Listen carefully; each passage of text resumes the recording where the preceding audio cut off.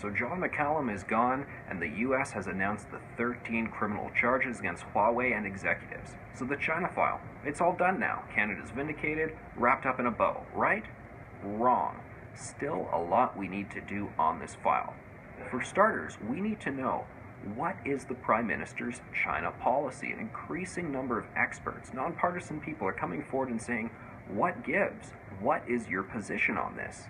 The Prime Minister wanted to fall freely into a trade deal with China. Now we're seeing, that may not work. We're beginning to learn their true colors, and Canadians are having a lot of questions about Canada's involvement with China, and perhaps more importantly, China's involvement in various different aspects of Canada's life. So we've got the pressing urgent matter, the release of the two detainees, Michael Spavor and Michael Kovrig, that everyone says that is priority number one. Well, how do we secure that? I think one way we do it is not by hoping and praying that China doesn't do more bad things to us, but going on the offensive. Saying to China, if you don't release them, we're definitely going to ban Huawei. We're going to permanently ban state-owned enterprises. We're going to get out of this Asian Investment Infrastructure Bank, an entity that the U.S. never wanted us to be a part of. And we get our allies to say, you know what?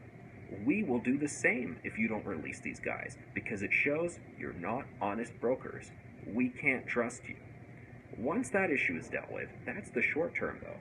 There's still a long-term conversation to be had about what role we want to have with China. What relationship do we want to build? Do we actually have a whole comprehensive trade deal? A lot of people are saying, calm down, time out.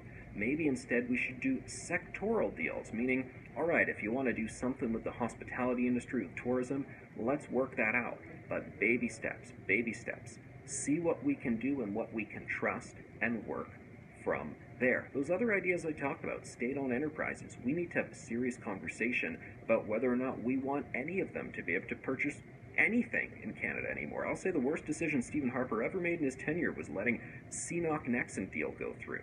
Basically the Chinese government buying a part of our oil sands. And to Trudeau's credit, he said no to the Aecon deal. It was nice to see that next. But the landscape is changing, and I think both Stephen Harper and Justin Trudeau weren't sure where things were at. Now we know. Now we have seen the true face of China under Xi Jinping. We've got to develop a hard and fast China policy, ASAP.